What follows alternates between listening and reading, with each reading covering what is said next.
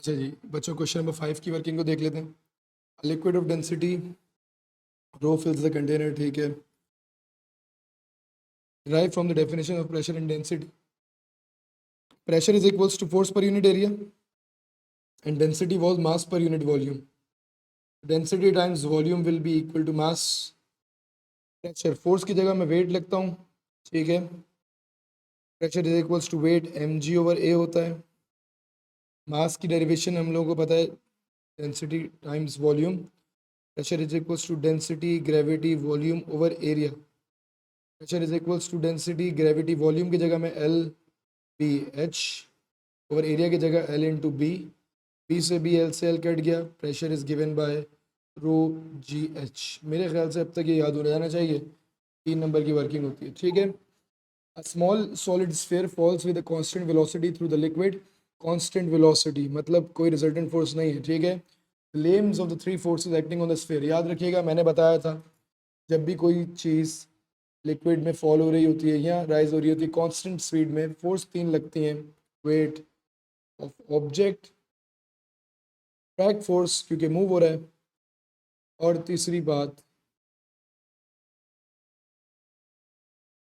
Upthrust by liquid.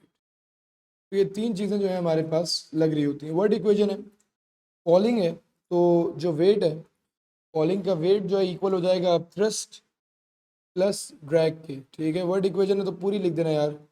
Wait is equals to upthrust plus drag, जिसको viscous drag भी बोलते हो या लिक्विड रेजिस्टेंस भी बोलते हो, ठीक है। तो क्यों भाई, क्योंकि डाउनवर्ड फोर्स वेट है, ड्रैग ऑपोजिट लगेगा क्योंकि मोशन के अगेंस्ट लगता है, एंड अपथ्रस्ट तो हमेशा ऊपर ही लग रहा होता है। State and explain the changes in energy that occurs during the fall. यार नीचे गिर रहा है sphere, definitely gravitational potential energy जो है वो डिक्रीज हो रही होगी। जब भी नीचे लिख रहा होता है तो वाटर की रेजिस्टेंस को ओवरकम कर रहा है, तो ग्रेविटेशनल पोटेंशियल एनर्जी जो डिक्रीज हो रही है वो इवेंचुअली जो है थर्मल एनर्जी में कन्वर्ट हो रही होती है ड्यू टू ड्रैग फोर्सेस, ठीक है, जो ऑब्जेक्ट और लिक्विड के दरमियान लग रही होती है। ठीक हो गया जी। The liquid in the container is liquid L, liquid M is now added to the container. The two liquids do not mix. Total depth is 0.17 meters. Figure 2.2 shows the pressure P inside the liquid varies with height x above the base. ये base पे height जो है 0 होगी, और maximum जब liquid यहाँ पे height of m plus height of l के बाद यहाँ पे हाइट जो है मैक्सिमम 0.17 होगी। तो 0.17 हाइट पे डेफिनेटली लिक्विड की वजह से कोई प्रेशर नहीं अप्लाई हो रहा होगा, और इस हाइट पे जो प्रेशर होगा वो सिर्फ और सिर्फ एटमॉस्फेरिक प्रेशर होगा।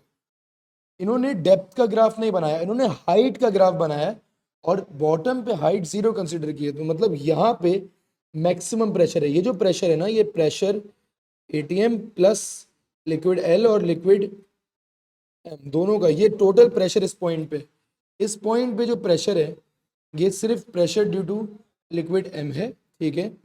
ये प्रेशर टोटल यहाँ पे liquid pressure due to liquid M और एटमॉस्फेरिक प्रेशर के बराबर होगा, और यहाँ पे सिर्फ एटमॉस्फेरिक प्रेशर होगा। तो एटमॉस्फेरिक प्रेशर की वैल्यू हमारे पास 9.10 × 10⁴ पास्कल्स आ जाएगी। Determine the density of M. M की डेंसिटी निकालनी है, ठीक है जी। Density is equals to, density के लिए हम लोग प्रेशर यूज करेंगे, सही है, सॉरी यार। Pressure is equals to rho g h. Density मुझे अननोन है, pressure due to M, pressure due to M. Total pressure जो है 9.15 × 10⁴ है। इस पॉइंट पे टोटल प्रेशर ये है। जो टोटल प्रेशर है वो उसमें से अगर मैं एटमॉस्फेरिक प्रेशर माइनस कर दूंगा तो ये प्रेशर ड्यू टू एम हो जाएगा।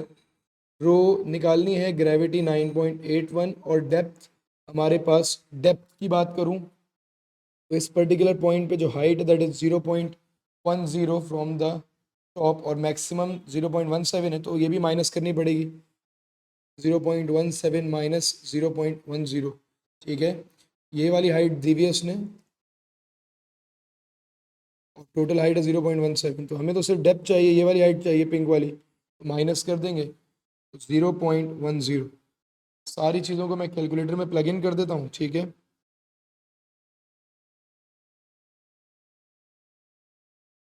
ये हमारे पास आ रही है 9.1,